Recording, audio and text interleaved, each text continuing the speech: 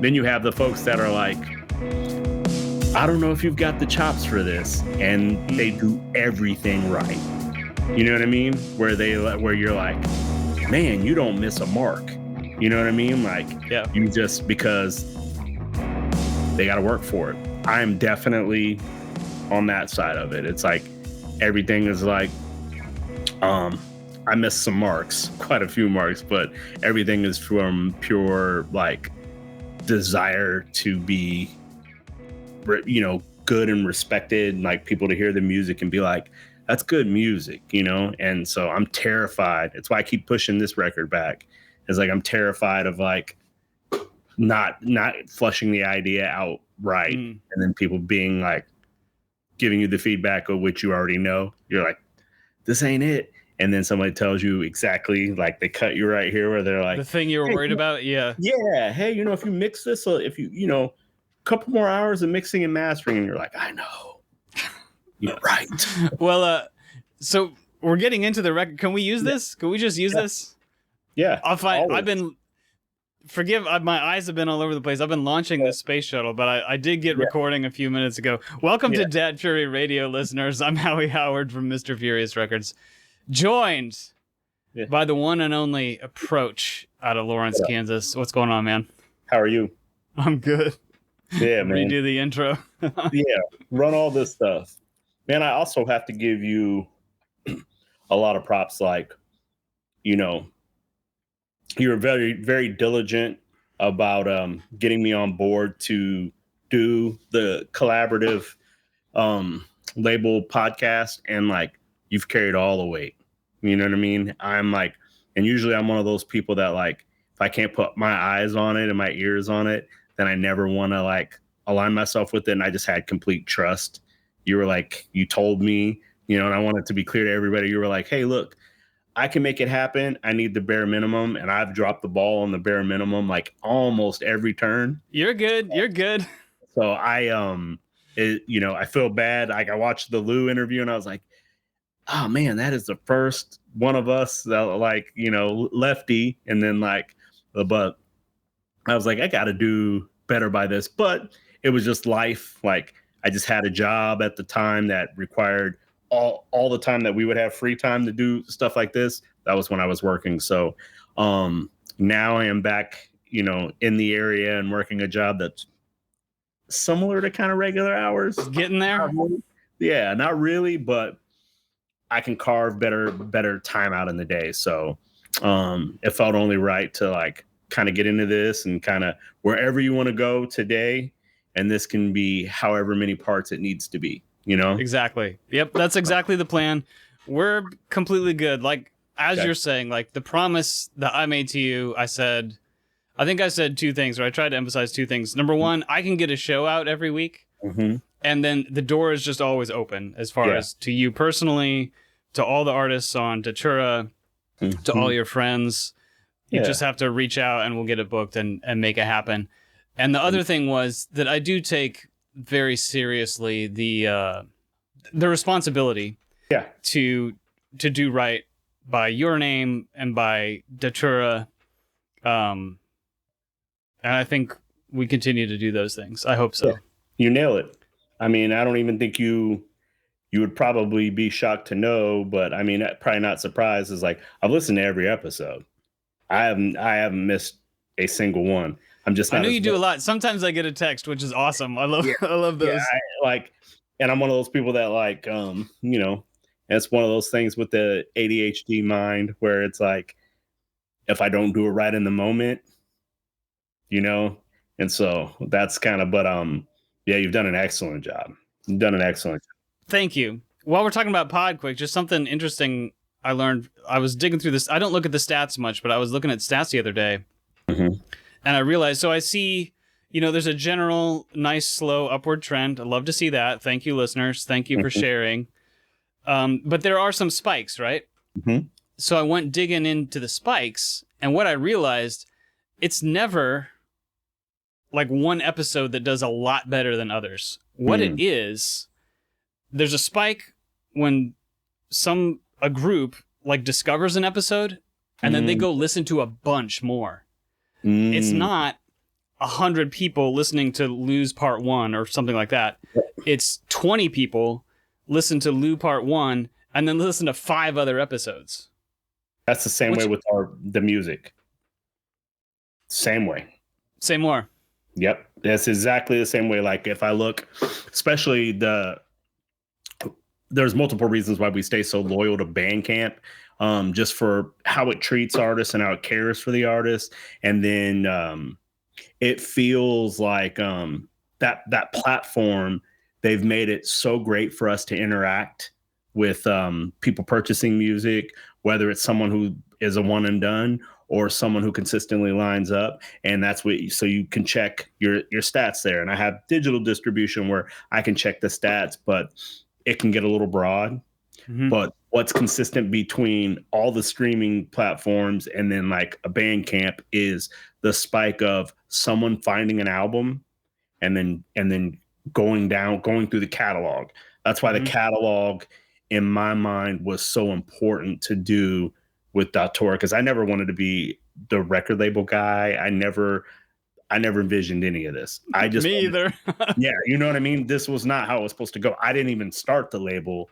Brent Tactic, who does amazing things as a booker, and like he's a well-established booker now, but he started it when he was in college in Murfreesboro, Tennessee. And then he was from Kansas City, and he ended up coming to the 75th and Metcalf Warehouse Music that I worked at. Okay. And so then we developed a friendship there over just a common love of like really Slum Village and Jay Dilla.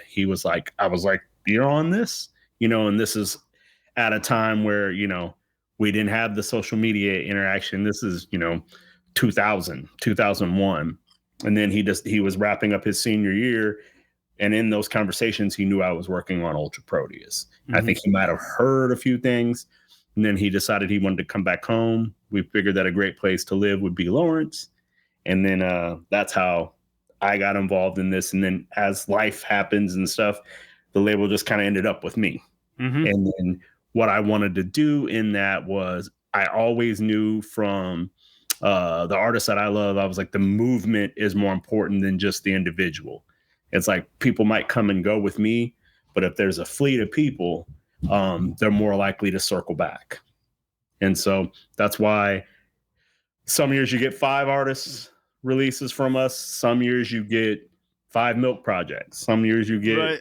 You know what I mean? But like, I try to just keep focused on like getting something out that's quality and getting something out that's just, like if we have a year where it's more heavy me or more heavy milk or something like that, then the next year it's going to be something spread different out. Yeah, because that's the interest, man. The interest a lot of times, even with our favorite artists, is like if they gave you as much music as you think you wanted from them, it wouldn't all feel the same. Mm-hmm. You know what I mean? Even if they nail it. The parallels to what I'm doing over here are kind of crazy. And that's kind of why I thought the pod made sense at this time. Like, I don't think it would have made sense 10 years ago, maybe. Mm-hmm. But I thought it made sense now. Yeah. And where we all kind of are with things. You mentioned Ultra Proteus, and I want to circle back, of course, to the new album, but I want to talk a little bit about Ultra Proteus. Absolutely. 20th anniversary, different edition came out about a year ago. Yep. And I listened to it a bunch. I made a special playlist on my phone that combines the original with the new versions, so I can like hear them back to back. Mm-hmm. And one thing that really jumped out at me with the new versions is like half of them are totally reworked, like from the ground up, it seems like. And half of them is like little tweaks. Yeah. Does it feel that way to you, or how do you think about that? 100%. And it's 100% that way because originally, two great reasons. So Johnny Quest recorded and mixed the first version of the album. And so now, after so much time has passed, like the artist, which is me, went in and mixed and mastered the album kind of like how I always wanted to do it. And then part of it is like, I hadn't listened to it in probably 18 years. So I went in with it was just fresh to me. And so I told myself, I was like, don't take the integrity of what was originally done, because John did an incredible job. I wouldn't have been able to mix it if he hadn't done such a great job. Mm-hmm. And then, so I was like, don't take the integrity out of it, but what would I be interested in listening to today? And I always like major label artists that are like my heroes. Like, I always wonder what would happen when Tribe Called Quest put out the anniversary edition of their album and Q-Tip got to go in and do what he would do today. You know, even though Bob Power and other folks mixed it and mastered it, what would happen now with all the experience that Q-Tip has? How would he step to that body of work that was something when he was a teenager? Because the thing about Ultra Proteus is, before it ever even came out, I probably started recording that record in early 1999, late 1998, when I kind of branched away and started making my own beats. So in order for me to, do what I wanted to do, I had to write songs to these beats to try to get better at production. And then it led, my buddy Ben the Scratcher had made the Various Blends beat, and that was the one that started the whole thing. Then I wanted to make music that sounded like an old funk and soul 45. And so to get back to it, I wanted to keep the integrity of the original record and not change what was loved about it, but I wanted to kind of just edit it and bring some things out. And the main thing was, I was very diligent when I was younger about having my vocals tucked. I wanted the original recordings. The complaint I always heard was my vocals were too low, and that wasn't a John thing. That was me, because I wanted them to blend like an instrument. And then now I realized that they needed to pop out a little bit more. And then in doing that, it made me say, hey, maybe I should cut this part more, or maybe I should bring this shaker down. Or so that was that. And then some of the musicians and artists that are on the record are no longer alive. They've passed. And so there's stuff that I wanted to kind of highlight what they did. So there's parts like where my buddy Aaron Starks, who's no longer here, played keys on the whole record. And, there was parts where I just dropped all the music out and just left his Rhodes. And so I would be rhyming to kind of pay respect to him. Yeah. So things like that. And then there's a couple, the title track, and then the Opus, which was the outro track. They're still, they're locked on an old, VS 2480 that Johnny Quest used to have. And we didn't dump it to Pro Tools. We thought we had it on Pro Tools, but we didn't. So when I went back in to the files, they weren't there. So I had to use the Nesbeat remix, and then I had to just end the record where I ended it. So at some point, we'll get that machine, get that music, and then I can go back and make the original Ultra Proteus EP. So long story short, but yeah, it was definitely intentional.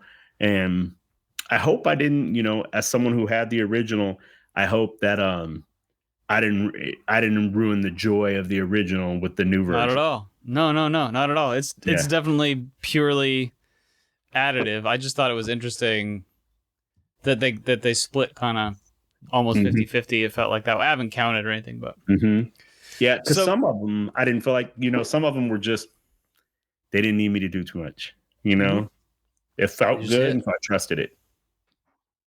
Yeah. So from the old to the new, you're working on a project called It's Yours. It's expanded. It was going to be a maxi single. Then it was going to be an EP. Most recently, I think in one of your voice memos, you told me you feel like it might be the album of your life so far, something along those lines. So what do you want to say about It's Yours? I think that that's a big question, but yeah. I think everybody you're an artist. I think when in our minds, when we get into a pocket, we're like, man, this might be the pocket. Like, you know what I mean? Like this might be my best work.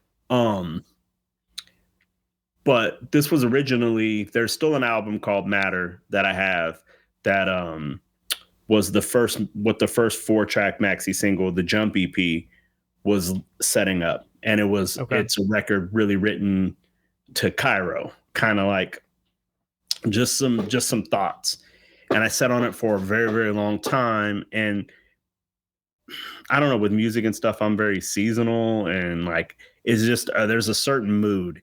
And if nothing ever lines up to line that mood, I just hold the music. I know it's really weird, but I just was like, I got to keep putting stuff out, because we kind of had hit a quiet period, and Milk had just done so much work. And he was like, man, we're ready for an Approach album. So I was like, I like this maxi single idea that he had. So I did the Jump EP. Then I followed up with Level. And then there was something that was going on with the Level EP that was different than what Matter sounded like. And I was like, I wanted to explore that a little more. And then that kind of sound is what was going into the It's Yours. I was like, it's that time of year to do another 4 tracks, and then we'll take all 3 of these maxi singles and find the parts and flush out Matter from that. And then I had all this music, and I did Lou's project. And then, he was even like, man, he's ready to go. We got another one. It's ready. He was like, man, you might. And so I just kind of started doing this, and then it really turned into something where I was like, I'll be selling myself short if I don't try to make this a project, because it's a bunch of things that go together. And so I just feel, because of the duration of time and then having the other project to bounce it off against, it feels like the best that I can do at this point of all the things that I do. Like, the mixing sounds good to me. The production sounds really where I want it to be. The lyrics and the delivery, everything just feels like all the things are lining up, and I never have that feeling. I never, ever have the feeling where it's like, this is hitting the mark. And this one feels like it's hitting the mark. So that's why it kept getting expanded. Then I went back and grabbed. I'm not complaining. Yeah. Then I went back and grabbed the Level joints and put them on there, and then started piecing some interlude stuff. And then, I did a song for Isaac at the end, because now my projects, like, I always want to celebrate the people that meant a lot to me musically. And now I'm hitting the age where I'm losing a lot of friends, Yep. And so I want to always let them know how much I love them, because the music will be here way longer than I will. So, and as it's expanded, I'm really happy, which is why, for the first time, I'm never one to push projects back, but I want to push it back. I'm going to push it back again too, because it's supposed to come out in 2 days, and it doesn't feel like in 2 days is the right time. Yeah.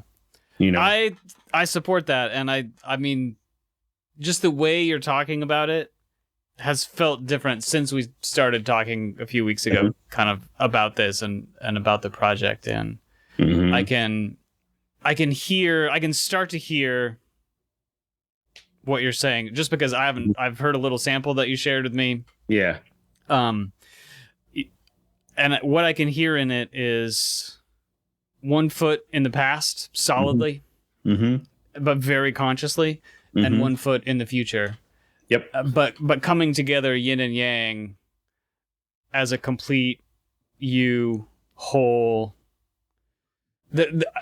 I guess what I'm saying is, I do hear what you're saying about there's something unique about the way this is coming together.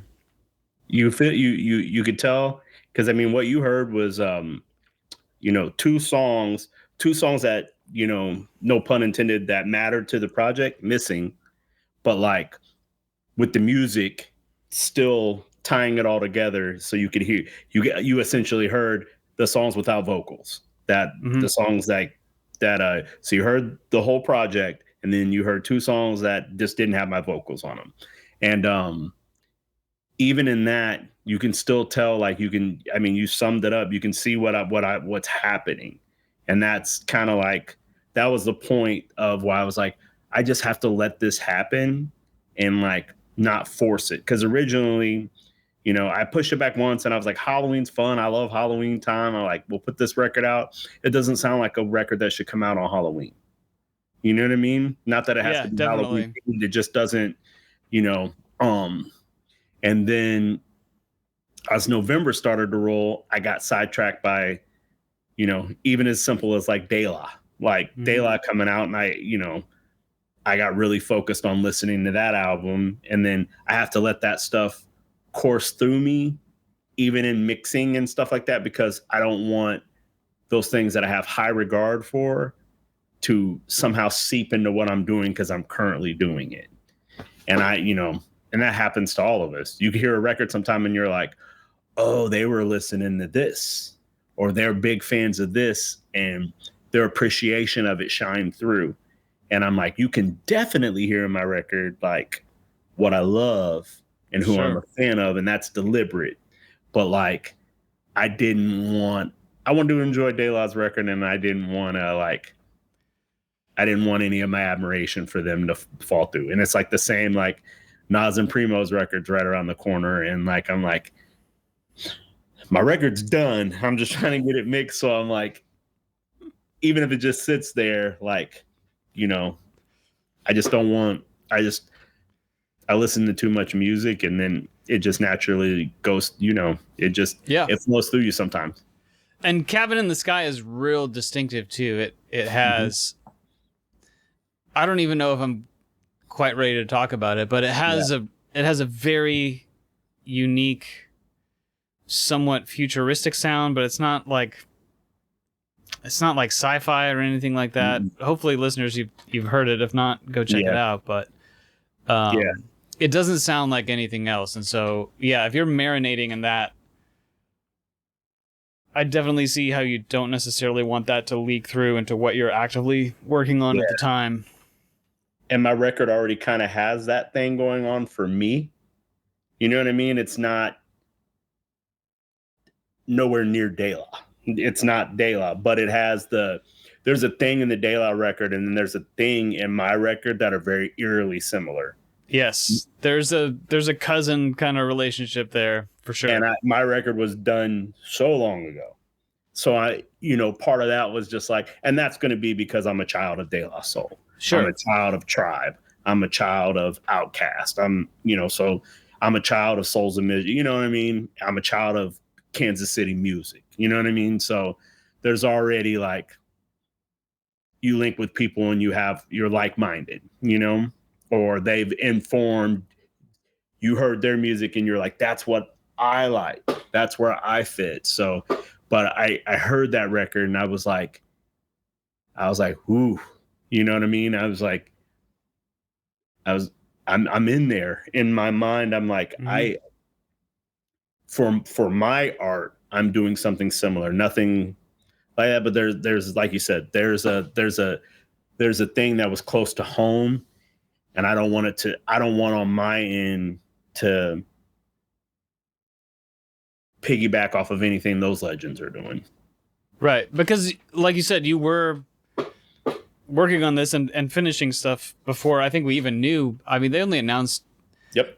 I'm not super deep into it, but I think they only announced it a few weeks ahead of time. So yeah, they did the Legends Have It, and you knew that the Legends Have It series, that you knew these records were coming, and then it didn't really get until about the point where they released the comic book, where they started letting you know the layout of what was coming next. Because before it was like the Slick Rick record, and then a few weeks would pass, and then they're like, here's the next record. And then it seemed like they kind of got tighter on it around the Mobb Deep record.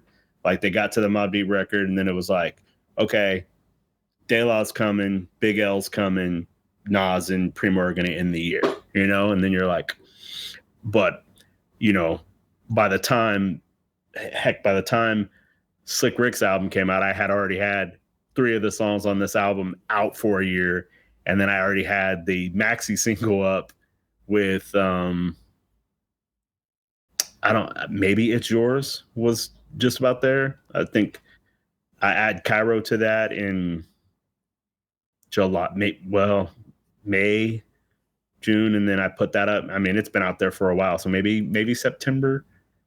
It's kind of foggy to me because it's been there for so long, but it gets mixed around. I definitely know what that's like, and if I didn't have my own blog to refer back to, which I do a frightening amount when these types of questions come up, I wouldn't know. That's it. My memory be off by years for lots of things, recent things. That's how it goes. I mean, I know for a fact I posted the It's Yours maxi single after we had dropped Lou's record. And you know, and Lou's record was August. Yep. An August release. But I was sitting on the music. And then I remember the night before I dropped it, I added Cairo to the chorus, mixed it, and then put it up. So it was that kind of time frame because I wasn't planning on. I thought I was going to do an album this year, and then I dove into Lou's projects, and I was like, I should wait, even though I promised last year that I'd drop a record. And it's even like the Ultra Proteus to circle back. I mean, I was still a year late on the 20th because just some hiccups, like not having the tracks, and then you kind of lose motivation when it's not coming together like you want it to. And then it's tough listening to music you make and know that, you know, there's 3 people on that record that are no longer here. So it just becomes kind of startling. You hear these things, and some songs I was trying to dodge. So with this though, I just got really excited. I was just like, as it started to come together, and then I added the level tracks to it and then put a few things together. I was like, I'm not the pat myself on the back guy, but I'm like, I enjoy this listening, and I'm not a person that enjoys listening to my own music. Right. And I'm super happy for you for that. You deserve that, in my opinion. And I appreciate that. I'm glad that you're I love that you're, this deep into your artistry and your career, and you can still surprise yourself that way and still have a new experience with your own stuff. Yeah. That's great. It's fun. I always appreciated my friends who knew how good their stuff was. Like they were like, and not even arrogantly, they just knew they're like, no, I listen to this. And I just was like, I'm not the guy who can wear my own t-shirt. I'm not the guy who can I'm so bad with it. Like I won't do karaoke and stuff because I'm like, I'm just like, it's like, you're not singing your songs, dude. You're singing other people's songs, but it just feels disingenuous. You know what I mean? I'm just like, I don't like that. But like, yeah, you gotta follow your heart with that stuff. And if you're not feeling it, then you don't want to force it. But I'm enjoying, like, I think a lot. My son's made me. He's been the source of the covers since he got here, and so like he's pretty much on every cover that since he's been born, and he has become a fan of stuff just kind of on his own time. I don't really like play the stuff for him, it's just like he'll hear it in Nikki's car, and then he'll be like, or I'll just come in his room and he'll be like, hey, that Adonis Jordan song, blah blah blah, or I'll put him on something and I'll let him hear it. And so then he was running around, It's Yours comes out on Halloween, and like and so I get to hear it through him, and then hearing it through his reaction to it, which is what you want. I want him to love it. I want him to be like, Dad's making cool stuff, but then to see that like you don't push that on him, and then he genuinely feels that way. It's making me listen for something else, like how all the people that I appreciate now I can listen to what I'm doing and remove myself, and so it's pretty cool. Maybe, and I don't know if this is what you're trying to imply or not, but maybe something about that is what helped unlock what you're experiencing. 100%, 1,000%.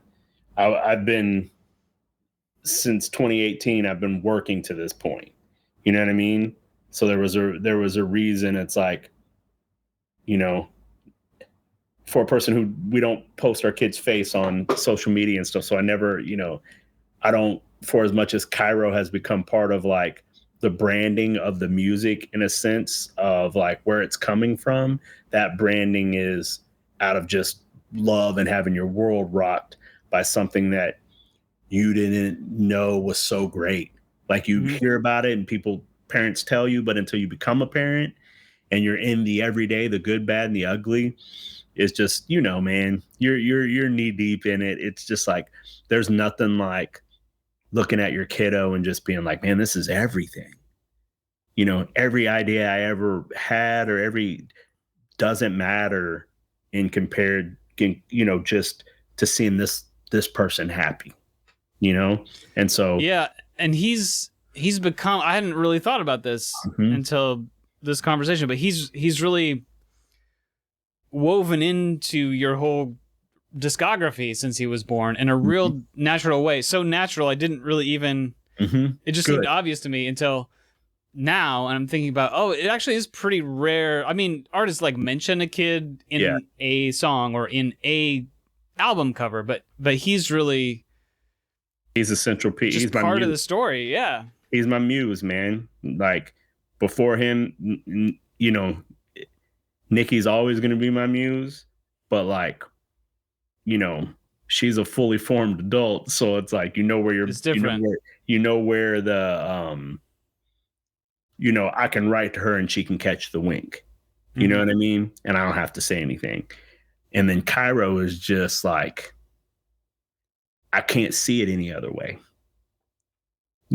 I just see it like the music just comes out and like, he's what it is. That's why also maybe I've been a little slower with things because I'm like, don't do any cornball shit and mess it up for your kiddo. You know what I mean? Like right.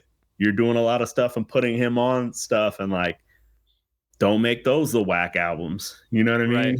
Like, and then he's got to hear about it and your love turned into something that he's got to deal with, So, well, let me be a professional podcaster quick. Listeners, you can pre-order. It's yours at daturarecords.bandcamp.com. Link in the description. Not quite sure when that pre-order will be out, but go ahead and plop down your $8. Definitely worth it.